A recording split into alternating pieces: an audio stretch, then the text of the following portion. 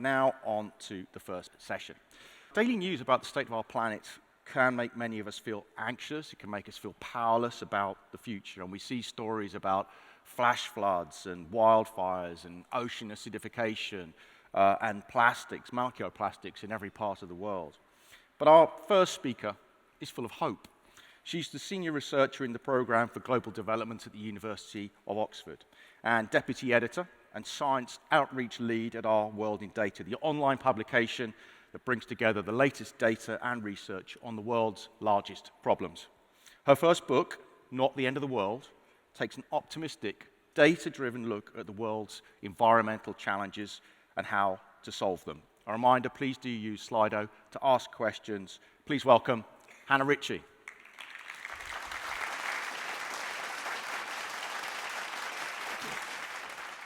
Thank you very much, Greg. As Greg said, I'm Hannah Ritchie. In January, my first book coming out is called Not the End of the World. Now, you can decide, you can fight amongst yourselves of which covers the best. You have the UK on the left and the US on the right, and I know it's a very controversial topic. But my book takes an optimistic but data-driven look at our environmental problems and how to solve them. Now, I'm from a generation where I don't remember not feeling anxious about climate change. I feel like it's always been with me. I remember being 12 years old and our teacher asked us to give a presentation on any topic to the class. And I picked climate change, and I stood at the front and I had a map that looked like this, that showed this is what the world looks like at 2 degrees, and 3 degrees, and 4 degrees, and 5 degrees. And degree by degree, you could see the coastlines getting swarmed by sea level rise, cities disappearing. Now, I've carried that anxiety with me, I think, for most of my life, and I'm obviously not alone. Many young people today feel extremely anxious, quite rightly, about the future of the planet. And I carried that anxiety with me into university. I did environmental sciences, and if anything, it got much worse. Not only was I looking at climate change, but air pollution, ocean acidification, overfishing, so many environmental problems just thrown at me one by one by one. And I felt extremely hopeless. I felt like there was nothing we could do.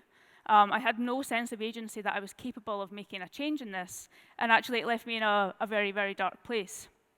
Now, part of what exacerbated that was that I was extrapolating environmental trends and assuming that all of the human metrics were getting worse. Poverty was at its highest level ever, more children were dying than ever before, deaths from natural disasters were going up. And I got this often from looking at the news. I really honed on to every single story in the news. It felt like I had to feel the pain of every disaster, empathise with every victim and every emergency. And then I discovered the work of Hans Rosling, who through his talks used data to show how the world was changing. And I realised that my perception of these human metrics was upside down. In reality, for most of human history, around half of children died before reaching puberty. We did not know how to stop children from dying. That is now less than 5%. For most of human history, people lived in extreme poverty, the equivalent of less than $2 per day. That's now less than 1 in 10 people. Most children in the world get the opportunity to go to school and get an education. Most children in the world are vaccinated against life-saving diseases. And strangely, deaths from natural disasters over the last century have actually fallen. Not because climate change isn't happening or that disasters are not intensifying, but because we're more resilient to them. We have early warning systems. We can respond to emergencies. We can build resilient infrastructure. Now, obviously, our environmental metrics are going in the wrong direction. CO2 emissions are rising. We're burning more fossil fuels. We kill tens of billions of animals every year for meat consumption, and plastic production is through the roof. But that brings us to a definition of sustainability, which has two halves. It's providing a good life for everyone today, but also not impacting the environment to protect future generations. And the argument I make in the book is that we've never achieved both of these things at the same time. In the past, half of humans died before reaching puberty. Human living standards were not high, but we did have a low environmental impact. Over the last few centuries, that has tipped the other way. Human well-being has got much, much better, but that has come at the cost of the environment. And the argument I make in the book is that we have the opportunity to be the first generation that achieves both of these things at the same time. They are no longer incompatible. Now, part of my feeling of doom and lack of agency came from this feeling that we were incapable of tackling environmental problems. But that is simply not true. Who remembers talks about the ozone hole? This was before my time, and I can only learn about it from the history books. Now, this was the first image that was taken of the ozone hole over Antarctica. For years, scientists had basically been ignored. They were trying to alert the world to this problem, and then there was finally a picture that proved it was there. Since then, every country in the world signed on to the Montreal Protocol, and we reduced emissions of these ozone-depleting gases by more than 99%. The ozone problem is essentially solved. The same applies to acid rain. Again, it was a big, massive environmental problem several decades ago, a very contentious and politically fired problem. But here we see emissions of sulfur dioxide, which causes acid rain, plummeting across Europe and North America because governments took action and we found alternatives. Now, human air pollution is a massive and underrated global problem. Around 7 million people die every year from air pollution. But we know that we can tackle this. This is the trends in local air pollution in the UK since 1750. Things have got much, much better over the last 50 years because of strict pollution controls and technological changes. Now, there are still tens of thousands of people dying every year in the UK, but we know how to address this and we know how to drive this down further. This is CO2 emissions per person in the UK. I often joke that my carbon footprint is less than my grandma's, despite me having a much higher level of living standards. And if you think that this change has only happened because we've offshored these emissions to other countries, this is what we see when we adjust for this offshoring. Emissions in the UK are higher, they're around 40% higher, but we still see this dramatic decline over the last few decades. We can decarbonise economies. Coal is dying in many countries across the world. It was hard to imagine that UK would ever manage to wean itself off of coal. Now we're basically coal-free. Solar and wind are booming across the world, not just in rich countries. We now see this growing in middle and low-income countries as well.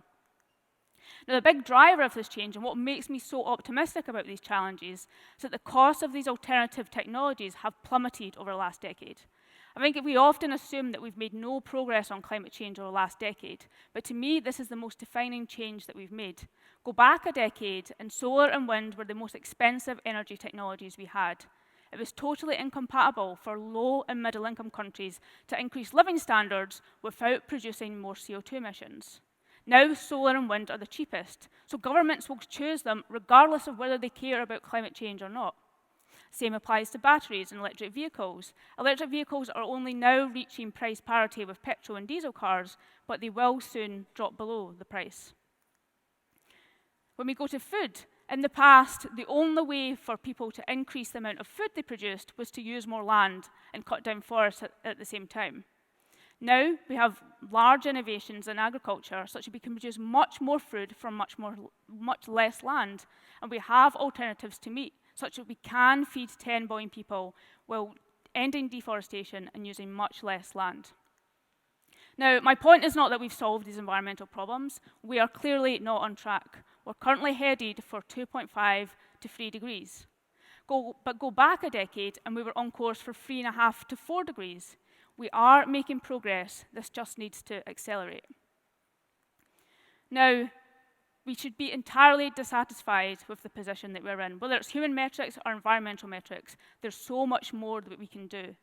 But we also need to be optimistic that we have the tools we need, we have the civil backing of this to get this going and really make this decade count.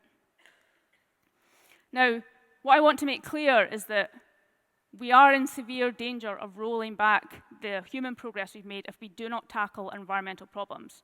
We've seen this decline in disasters death because we've become more resilient, but we're in serious risk of undoing this progress if we don't get serious about our environmental crisis. So I think that then leaves us at a bit of a fork in the road. Over the last few centuries, we've massively increased human well-being, but we've made environmental damage much, much worse. We have two paths going forward. One, we can continue this human progress and make sure that everyone in the world can live a high standard of living, but we can only do that if we tackle our environmental problems at the same time. The alternative is that we fail to address these environmental crises and we start to regress and roll back a lot of this human progress. Now, neither of these pathways is inevitable. The choice in which one we take is ours. And what I want to do in my book is to urge everyone to follow the path towards sustainability, where we can provide a good life for 10 billion people while reducing our environmental impact at the same time. Thank you.